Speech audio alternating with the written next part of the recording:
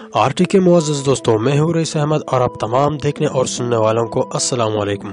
नाज़रीन मोहतरम, जिंदगी में कामयाब होना कोई आसान काम नहीं होता और फिर ये कोई नामुमकिन बात भी नहीं है। कामयाब होना मुश्किल जरूर है लेकिन नामुमकिन नहीं। दुनिया के किसी भी कामयाब इंसान से पूछे तो उसकी कामयाबी के पीछे कड़े मेहनत देखने को मिलती है। नाज़रीन, आज की ये कहानी मैलकॉम नामी शख्स की है जो अफ्रीका के एक छोटे से शहर के गरीब खानदान में पैदा हुआ था। इसके खानदान के हालात बिल्कुल भी अच्छी नहीं थी और वो इस कदर गरीब थे कि घर पर पानी और बिजली की सहूलत तक मौजूद नहीं थी। इनको 2 टाइम का खाना भी बहुत मुश्किल से मिलता था। इस घर के अफराद जो कमाते थे वो एक वक्त के खाने पर ही खर्च हो जाता था। आपको बताते चले कि अफ्रीका में रहने वालों की जिंदगी कुछ खास अच्छी नहीं होती। वहाँ के लोग कम सहूलियात में ही अपनी पूरी जिंदगी गुजार देती है और इस खानदान के साथ भी कुछ ऐसा ही हो रहा था। मैलकॉम के खानदान में कोई भी पढ़ा लिखा नहीं था। मैलकॉम ने अपना तमाम बचपन गरीबी और भूख में ही गुजारा। हालात उस वक्त मजीद बिगड़े जब इनके वालिद ने जुआ खेलना शुरू कर दिया। पहले तो ये इतना कमा लेते थे कि घर में तमाम अफराद पेट भरकर एक वक्त का खाना खा लेते थे, लेकिन जब से इनके वालिद को जुए के लत लगी तो घर के हालत मजीद बिगड़ गए। मैलकॉम के घर जितना पैसा आता था वो जुए में ही लुटा दिया जाता था। मैलकॉम इस गरीबी और भूख अफलास से बाहर निकलना चाहते थे। वो अपने घर के हालात बदलना चाहते थे, इसलिए उन्होंने छोटी मोटी नौकरी शुरू कर दी, लेकिन इनके हालात कुछ ज्यादा ना बदले। जिसके बाद इन्होंने फैसला किया कि अब वो अपना कारोबार करेंगे और वो ये जान चुके थे कि अगर वो इसी तरह नौकरी करते रहे तो इनकी जिंदगी मुश्किल से मुश्किल तर हो जाएंगी। इसलिए उन्होंने अपना कारोबार शुरू किया। मैलकॉम ने नौकरी से जो भी कमाया था उसे कारोबार में डालना शुरू कर दिया।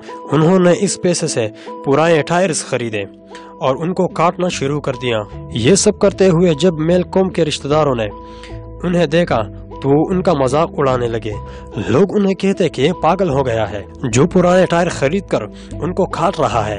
लोगों ने उनको बहुत रोका कि उनको इस काम में नाकामी के अलावा कुछ नहीं मिलेगा, लेकिन वो इस बात पर बजीद रहे कि उन्हें अपना कारोबार ही करना है। वो पुराने टायर काट कर उनके चप्पलें और जूते बनाना शुरू कर दिए। इनका ये तख्लीकी आइडिया काम कर गया क्योंकि गरीब ममालिक में रबड़ से बने जूतों की काफी डिमांड होती है। वहाँ के रिहायशी इस कदर अमीर नहीं होते कि वो चप्पल या जूतों की फैक्ट्री लगा सके और न ही लोग फैक्ट्री में बनने वाले जूते खरीद सकते हैं। यही वजह है कि लोग रबड़ से बने जूतों को ही तरजीह देते हैं। मैलकॉम रबड़ से जूते बनाने के लिए दिन रात मेहनत करते। शुरुआत में मशीनें ना होने की वजह से वो अपने हाथ से ही जूते बनाते थे। बहुत से जूते बनाकर उन्होंने अपने नजदीकी मार्केट का रुख किया और वहां जाकर जूतों की सेल लगा दी।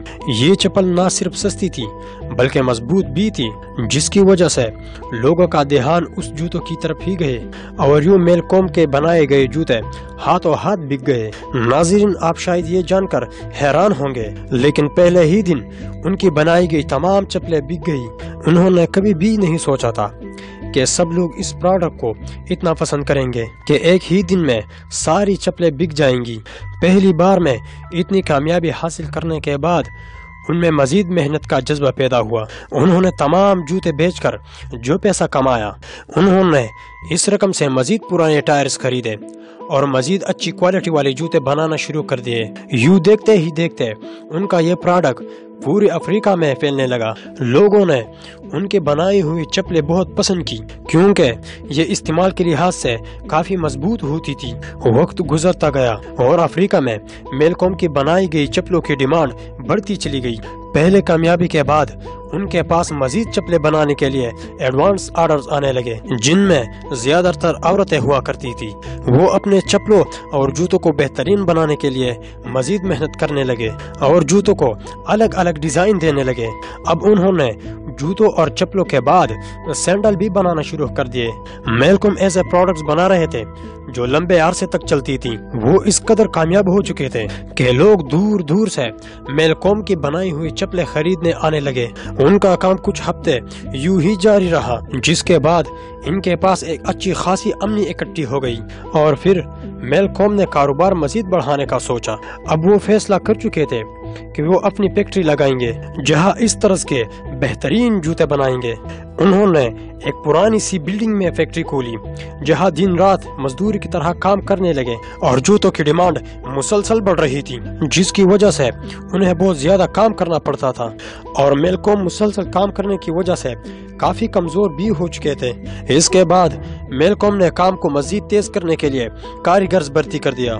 ناظرین محترم، سب سے حیرانی کی بات یہ ہے کہ میلکوم نے انہی افراد کو اپنے فیکٹری میں کام پر رکھا جو کبھی ان کا مذاق اڑایا کرتے تھے۔ اب ان کی فیکٹری میں کام کرنے والے لوگوں کی تعداد مزید بڑھ گئی، جس کی وجہ سے کام مزید تیز ہو گیا۔ اب وہ وقت بھی آ گیا تھا کہ ان کے بنائے گئے جوتے اور چپلے ان کے آس پاس کے علاقوں میں نہیں بلکہ دور دراز علاقوں میں بھی خریدے جانے لگے۔ اب میلکوم ایک بہترین بزنس مین بن چکے تھے۔ افریقہ میں ان کی پروڈکٹ اور ان کا نام کافی مشہور ہو گیا تھا، جس کے بعد ان کے حالات کافی اچھے ہو چکے تھے۔ انہوں نے تمام قرضے بھی ادا کر دیے اور گھر والوں کو بھی خوب سپورٹ کیا۔ دیکھتے ہی دیکھتے دوسرے لوگوں میں بھی یہ کاروبار کرنے کی خواہش پیدا ہوئی، لیکن میلکوم کا کاروبار اتنا آگے نکل چکا تھا کہ کوئی بھی ان کا مقابلہ نہیں کر سکتا تھا، کیونکہ ان کی کامیابی کا راز ان کی ایمانداری تھی۔ ناظرین محترم، آج بھی ان کا کاروبار دنیا بھر میں خوب پھیلتا نظر آتا ہے اور آج انہیں افریقہ کا مشہور اور امیر ترین بزنس مین تصور کیا جاتا ہے۔ ناظرین محترم، کہا جاتا ہے کہ انسان صدق کے دل سے اور مسلسل محنت سے پہاڑ بھی کھود لیتا ہے، مگر شرط یہ ہے کہ وہ محنت، ہمت اور حوصلے سے کام کرے۔ اس ساری کہانی کا موضوع بھی یہی ہے کہ انسان کو جہدی مسلسل سے کامیابی حاصل کرنی ہے اور جب تک وہ منزل پا نہ لے اسے محنت کرتے رہنا ہے۔ تو ناظرین، اگر آپ کو ہماری یہ ویڈیو پسند آئی ہو تو اسے لائک کر کے دیگر دوستوں کے ساتھ بھی شیئر کیجیے گا اور ہماری حوصلہ افزائی کے لیے RT نالج کو ضرور سبسکرائب کیجیے۔ اللہ حافظ۔